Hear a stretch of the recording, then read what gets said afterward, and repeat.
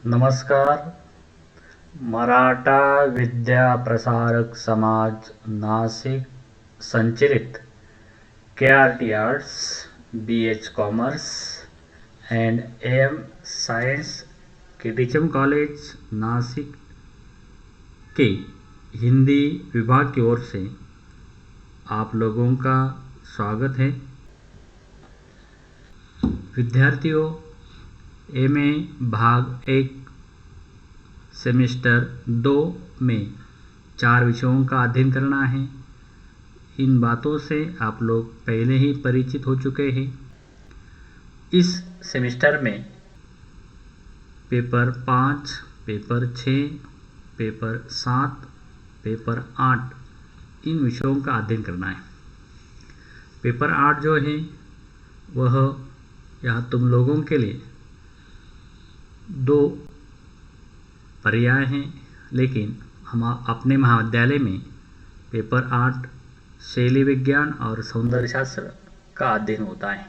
तो ऐसे 8 क्रम तक हमें इस द्वितीय सेमेस्टर में अध्ययन करना है। आज हमें पेपर क्रम 6 इस विषय का जो परिचय है वो विस्तार से कर लेना है और उस पेपर का नाम या शीर्षक है शोध प्रविधि, जिसे अंग्रेजी में रिसर्च टेक्निक कहा जाता है। इस विषय का विस्तार से परिचय हमें कर लेना है। तो इसका जो पाठ्यक्रम है, पाठ्यचर्या का क्या उद्देश्य है, शोध क्यों करना चाहते हैं, आप इस चित्र के माध्यम से समझ सकते हैं कि शोध दृष्टि, एक ही शब्द यहाँ तुम लोगों को ध्यान में रखना है। यहाँ शोध दृष्टि, तो यहाँ शोध दृष्टि विद्यार्थियों में विकसित हो तो वह शोध व खोज की दृष्टि यहाँ विकसित करने के लिए तुम लोगों को साहित्य का है, अन्य विषयों का है, अन्य शास्त्रों का है, गहराई से अध्ययन आवश्यक है। तो इस दृष्टि से यहाँ जो उद्देश्य हैं इस पाठ्य विषय के, वो पाठ्य विषय के उद्देश्य पहले हमें समझ लेने हैं। पहला विषय है छात्रों को शोध प्रविधि से यहाँ परिचित कराना है, यानी शोध प्रविधि क्या है, उस शोध प्रविधि से विद्यार्थियों को परिचित कराना है। 2, शोध दृष्टि का विकास करना, यानी विद्यार्थियों में जो जिज्ञासा प्रवृत्ति है वो विकसित कर उनमें यहाँ जो शोध की दृष्टि है वो शोध की दृष्टि विकसित करनी है। और तीसरा जो उद्देश्य सामने आता है तो वो दृष्टि विकसित होने से नए शोध प्रवाहों से परिचय कराना, यानी जो नए नए शोध यहाँ हो रहे हैं, नए नए आविष्कार सामने आ रहे हैं। जैसे विज्ञान के क्षेत्र में, टेक्नोलॉजी के जगत में आप लोग देखते हैं कि कितने कितने नए नए रिसर्च आविष्कार यहाँ सामने आ रहे हैं। ऐसे नए शोध प्रभावों से विद्यार्थियों को परिचित करना इस पाठ्यक्रम का उद्देश्य है। चौथा उद्देश्य है शोध प्रक्रिया, यानी शोध की प्रक्रिया कैसे होती है, प्रोसेस कैसे होती है, और शोध प्रबंध कैसे लिखा जाता है, यानी जो तुम लोग शोध कार्य करते हैं, अनुसंधान कार्य करते हैं, उसका एक प्रबंध लिखना होता है। उसे यहाँ एक ग्रंथ के रूप में यहाँ तैयार करना होता है, शब्दों में उसे बांधना होता है, उसे ही शोध प्रबंध कहा जाता है। और उस कौशल को यहाँ विकसित करना इस पाठ्यक्रम का उद्देश्य है। तो ऐसे पाठ्यक्रम के ये उद्देश्य देखकर अभी हमें कौन से विषयों का अध्ययन करना है इस पेपर में, तो वो देखिए। यहाँ 4 इकाइयों में, 4 क्रेडिट में, 4 यूनिट में या 4 श्रेयांकों में, या जिसे क्रमांक कहा जाता है, उन 4 इकाइयों में ये जो पाठ्यक्रम है, पाठ्यचर्या है, वह विभाजित है। तो इसमें पहली जो इकाई है, पहला जो यूनिट है, वह तुम लोगों को यहाँ इस दृष्टि से उसका अध्ययन करना है। उसमें 4 भाग यहाँ दिखाई देते हैं। पहला है शोध के लिए प्रयुक्त विभिन्न शब्द एवं उनका औचित्य, यानी शोध शब्द के लिए अन्य कौन कौन से शब्द प्रयुक्त होते हैं उनका परिचय करना है और उनका औचित्य यानी वह कितने योग्य हैं, उचित हैं, यानी इन सब में शोध शब्द ही क्यों उचित है वह निर्धारित करना है। उसके बाद दूसरा क्रम है शोध की विभिन्न परिभाषाएं और उनका विश्लेषण, यानी शोध या रिसर्च को लेकर जो परिभाषाएं सामने आई हैं उन परिभाषाओं से यहाँ उनका विश्लेषण करना है और उन विश्लेषणों से समझना है कि शोध क्या होता है। उसके बाद शोध के उद्देश्य, यानी शोध करने का हेतु क्या होता है, उद्देश्य क्या होता है, शोध क्यों किया जाता है, वह इस उद्देश्य के माध्यम से समझना है। उसके बाद शोध की विवेचन पद्धति, यानी शोध का विवेचन कैसे किया जाता है, विश्लेषण कैसे किया जाता है, उसके लिए यह जो 3 पद्धतियाँ दिखाई देती है, पहले है वस्तुनिष्ठ पद्धति, दूसरी है तर्क संगति और तीसरी है प्रमाणबद्धता। तो इन विषयों का अध्ययन हमें यहाँ इकाई 1 में करना है। इसी के साथ इकाई 2 भी तुम लोगों के सामने यहाँ दिखाई देती है और इसमें पहला विषय है शोध के मूल तत्व, यानी शोध किन तत्वों के आधार पर यह किया जाता है वो शोध के मूल तत्व यहाँ समझने हैं। दूसरा है शोध और आलोचना, शोध और आलोचना में क्या अंतर है, साम्य और वैषम्य में क्या है यह इसमें समझना है। तीसरा है शोध के भेद, यहाँ साहित्यिक और साहित्येतर 2 मुख्य भेद होते हैं और इन 2 भेदों के आधार पर यहाँ हमें आगे चलकर साहित्यिक शोध के जो भेद है वो समझने हैं और उसमें पहला है वर्णनात्मक, दूसरा है ऐतिहासिक, तीसरा है तुलनात्मक और चौथा है अंतर विद्याशाखीय शोध। इनका विस्तार से हमें परिचय प्राप्त करना है। इसके बाद यहाँ इकाई 3 में हमें जो विषय समझना है उसमें शोध प्रक्रिया, यानी रिसर्च प्रोसेस क्या होती है उसे समझना है, यानी शोध प्रक्रिया कैसे पूर्ण होती है। तो जैसे तुम लोगों ने किसी विषय का यहाँ गहन अध्ययन किया और उस अध्ययन के बाद कुछ शोध कार्य करना चाहते हैं तो उस शोध कार्य करते समय यहाँ सबसे पहले विषय का चयन महत्वपूर्ण होता है। दूसरा सामग्री संकलन के स्रोत, यानी डाटा कलेक्शन जिसे कहा जाता है, वो सामग्री के संकलन के स्रोत क्या क्या होते हैं, उसमें सहायक, हस्तलेख, संकलन एवं उपयोगिता, इन बातों का यहाँ अध्ययन करना है। तीसरा है तर्क पद्धति, यानी 2 पद्धतियाँ होती है, वह है निगमनात्मक पद्धति और दूसरी है आगमनात्मक पद्धति, इसका हमें परिचय करना है। और उसके बाद चौथा क्रम आता है विवेचन, निष्कर्ष, स्थापना। तो इन क्रमों से ये जो शोध की प्रक्रिया है वो पूर्ण होती है, उस दृष्टि से ये विषय या अध्ययन के लिए।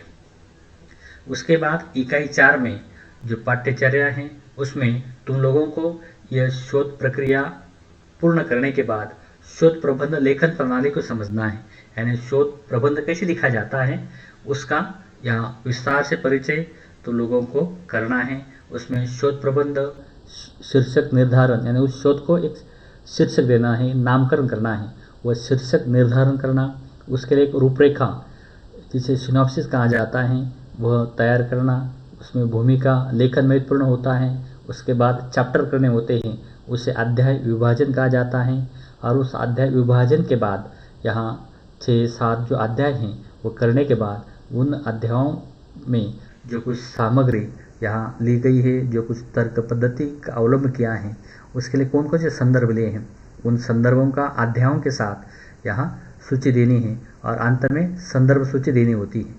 और इसके लिए जो भाषा का प्रयोग है वह एमएलए पद्धति, यानी मॉडर्न लैंग्वेज एसोसिएशन, इसका प्रयोग किया है, यानी स्टैंडर्ड लैंग्वेज का या स्टैंडर्ड भाषा का, मानक भाषा का जो प्रयोग है वह इसके लिए महत्वपूर्ण होता है। उसके बाद सहायक ग्रंथ सूची, यानी मूल या उपजीव्य ग्रंथों के साथ सहायक ग्रंथ सूची यहाँ आवश्यक होती है, उनका प्रयोग किया जाता है, उपयोग किया जाता है, तो उसकी सूची देनी होती है।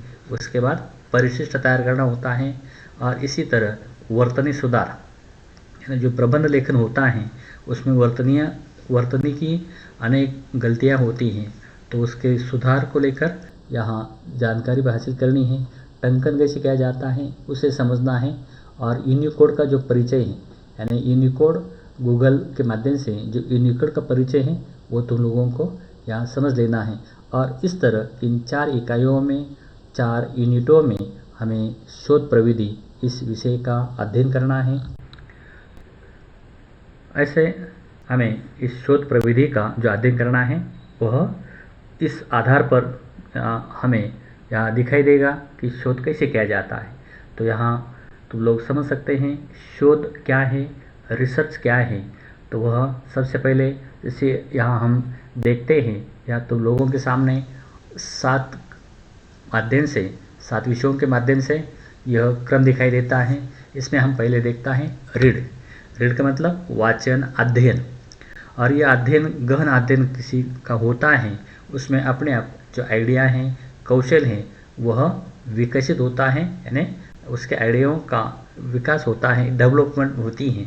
तो वह जो आइडिया हैं उसमें विकसित होती हैं और उसमें एक प्रकार की जिज्ञासा वृत्ति यहाँ विकसित हो जाती है। और इस तरह वह डेवलपमेंट होने के बाद उसके लिए साधन, या फंड का मतलब सिर्फ धन ही नहीं, तो उसके लिए कौन कौन से साधन हैं, वो साधन यहाँ उपलब्ध कराने का, वह ढूंढने का या संकलन करने का प्रयास किया जाता है।